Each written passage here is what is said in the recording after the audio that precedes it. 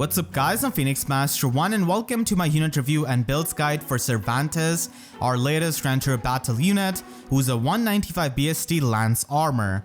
He doesn't come with a preferred weapon, instead he has got a new inheritable weapon, well at least new for a Lance. So he's got Defier's Lance Plus because he defies to shave his beard, and this weapon is basically the Lance version of Summer Leone's weapon, where it can give you +5 defense and inflict -5 defense on the opponent, and it can also steal up any kind of visible defense buff that the opponent has got and just use it as an in-combat debuff. So this weapon is decent, but honestly if you're going to be investing heavily into him, then there are just so many better lances which give you better defensive effects like debuff neutralization, guard effect, damage reduction. So all of those weapons are just better than this, but on a budget I guess this is fine. And his stat spread is going to be pretty similar to one of the armors that we know and love. Benny does have a lot less attack than Cervantes, and Cervantes actually ends up having the same attack stat as a max investment Resplendent FE, but of course he does have a bit more defense than her, and Benny does have quite a bit more resistance than Cervantes. So I do like the fact that Benny has got a bit more resistance because it can often help you in dragon matchups, and dragons have been getting better as of late, so that resistance can definitely help you in something like Aether Raids offense for tanking Medius. But Benny's not going to be hitting as hard as Cervantes, who has got like extra 8 attack over him. So one free-to-play armor hits a lot harder and the other one can survive better. Both of these do not have any kind of preferred weapon, so they are not going to be getting that level of performance compared to many of the preferred weapon near safe tanks. And Cervantes does take grails, and he actually does score 195 BST, which is really amazing for arena scoring, I suppose. Even though he's not the best arena unit, at least he can function as a good arena score stick if it makes sense. His base kit does have attack defense ideal at 5-star, and this is really good because we only had this on like Summer Leon. So having this on a grail unit is definitely pretty nice because there are some 5-star locked units like Priam, Legendary Male Pilot, Fallen Edelgard with the tier 4 version of the skill and another skill which you can get on them. And he also has Weary Fighter at 4-star, which is not really all that impressive. As for his stats, he does have Super Boon and his defense and HP, which are both pretty good for just tanking much better. And a lot of people can also opt for the attack boon if they just want to hit harder and have better one-shot potential. But the defense Super Boon is definitely going to be pretty nice for near safe tanking. So overall, Cervantes stands out as a free-to-play unit because of being the highest scoring free-to-play unit in arena game modes with that 195 BST. And he's the modern Gen 7 armor unit that we have got, and he does have good physical bulk and attack for near safe tanking. And I would say that he mainly functions as a score stick and not as a actual combat unit in arena, because armors are going to be a big suffering to use in arena because of their limited mobility and the fact that you're not allowed to use movement assist skills like you can in other game modes, because you need to have the high scoring assist skills like rally skills and harsh command plus. So that makes it pretty tough for armor units, and I can speak from experience because I've used Gwendolyn, Sheena, Arden, Winter Felix. All of these armors, I do have them at Plus and Merge, and I've used them in my free-to-play core. So using them is just so annoying in arena, and it's definitely going to be coming with a certain amount of suffering. So you could still use them as a score stick in like Allegiance battles or Arena Assault, where Arena Assault is just one match, and then Allegiance battle he could just, you know, stay there as the score stick. So that's probably what I'm going to be doing with him as well, just to have a 195 BST unit. You could build him up for near save and use him in arena, but of course you have to keep in mind that the suffering is going to be there with an armor unit, and try to reduce that suffering by maybe having a flyer with guidance, or if you have maybe a merged up legendary unit like Legendary Crom or a dancer like Triandra or Plumeria or Peony, then it could help you. But for many free-to-play players, that is going to be a rare thing. So that's why I'm just giving a heads up that even though he can score high in arena, it does not mean that he's going to be making your matches easier in arena per se. He also doesn't have a preferred weapon, and that means that he cannot really run 300 SP slot B skills and reach the 200 BST scoring. And even with the arcane weapon, he's not going to be able to do that. So I really hope that he can get an arcane lance soon, because a lot of armor units can just outperform him even at low investment if they have, crazy preferred weapons. And because he doesn't have the higher resistance, he's going to be having trouble against common dragons like Medius and Ceros. And if we have any kind of meta green dragon that gets added in like Aether Raids defense or something, then he's going to be having even more trouble. So that could be a bit annoying for the near save matchups, especially against many of the modern dragons. So overall, a decent free-to-play unit that can function as a score stick. But functionally speaking, he is going to be getting outclassed by a lot of units when it comes to the actual combat and actual near save tanking. But still, if you like him a lot, then he definitely has the high defense and high attack to function with that. If you're going to be building him on a budget, then you can simply give him swap and have the defense refine on him, and you can give him a supportive skill that can maybe help the other armor units, because there are definitely a couple of awakening armors, and you can just run armor march or armored boots on him, and the positive and bonus status from that is going to be helping with the ideal skill as well. But if you're going to be investing heavily into him, then Stout Lance or Courtly Candle is a pretty good option, because he's going to get doubled quite a lot, either by just fast units or the units who have some kind of auto follow up. So getting that damage reduction is going to be really helpful. And you can simply get the Sturdy Stance 3 and the near save skill from Dedu. And Slick Fighter has been available from the Halloween Degencia ephemera manual that we got, so that could be run, and that is going to be really helpful for just neutralizing any kind of debuffs that he could have, especially on his defense and attack stat. And you can just run Steady Breath and Ignis so that he can trigger Ignis on his follow-up attack and do a ton of damage.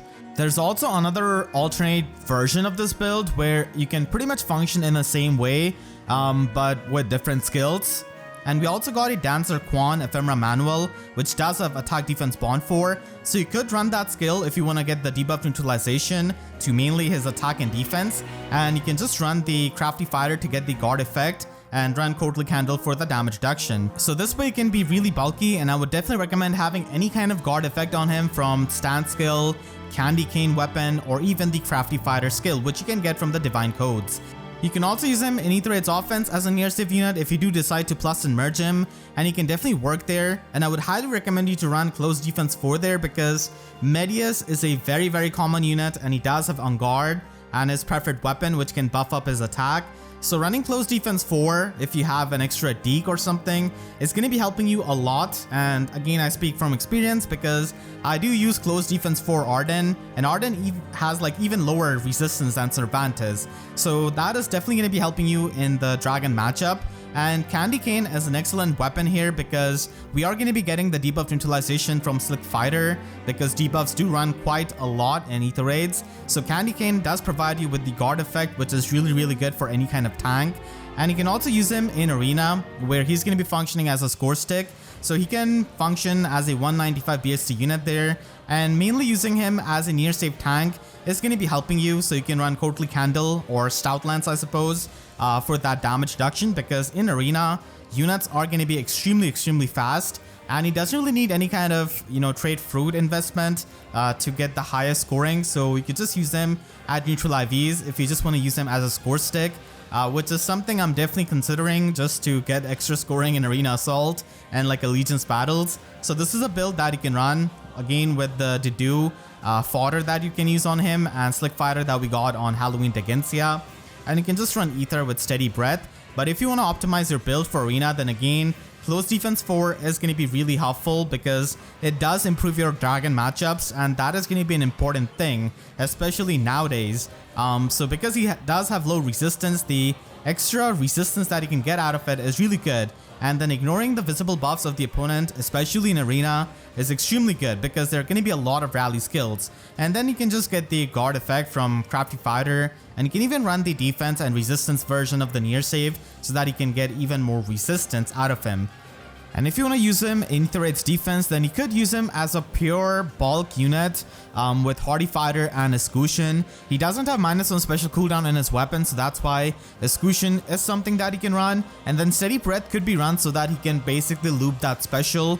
And it is mainly going to be used here to deny Gale Force, shenanigans, or even the melee matchups. He's not going to be able to kill a lot of things because he doesn't have auto follow up, and he really depends on Crafty or Slick Fighter to do that. And the main aim of this build is going to be for survival.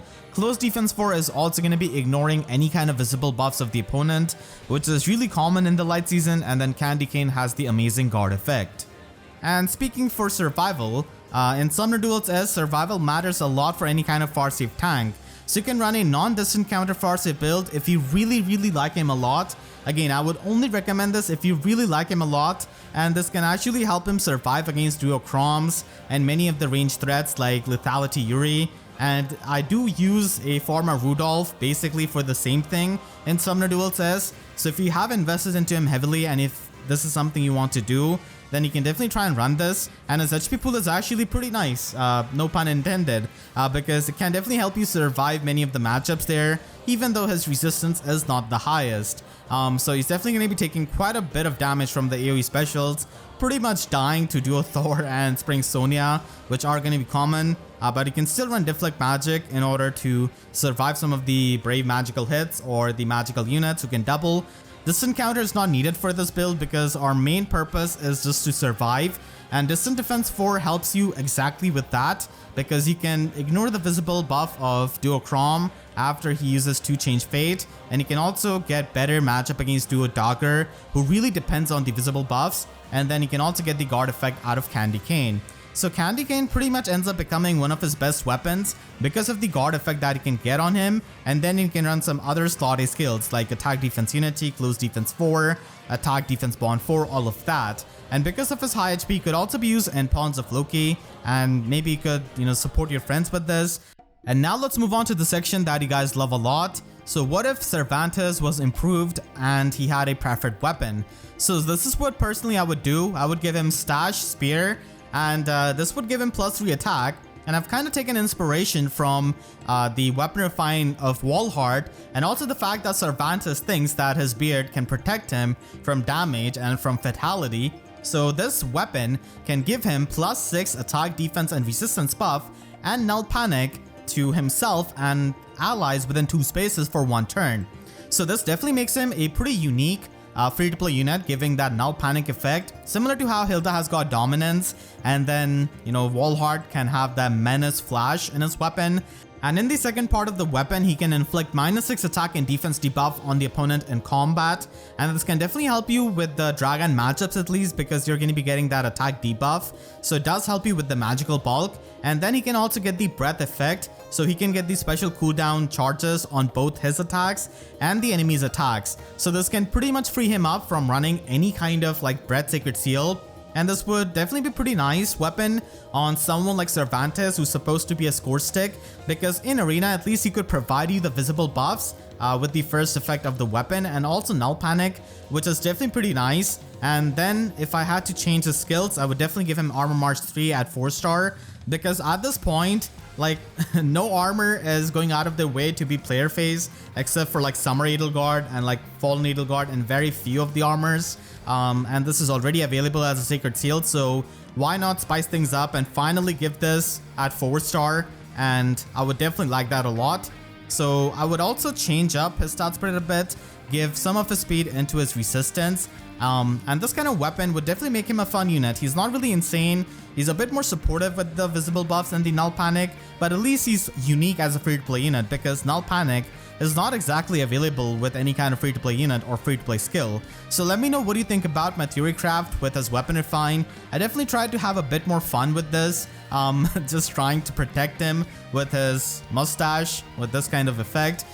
So yeah, let me know in the comments, and I hope you all enjoyed this video. Make sure to share this with your friends who are trying to build him up. And if you enjoyed, then make sure to leave a like and a comment, helps me tremendously. And if you really enjoyed, you could always support me directly by using super thanks or by becoming a YouTube member down below. And for more FEH videos, make sure to subscribe and hit the notification bell, because YouTube sub boxes are about as functional as Valadar, still not being in the game as of yet. So that's all. See you guys next time. Thank you so much for watching and have a great day.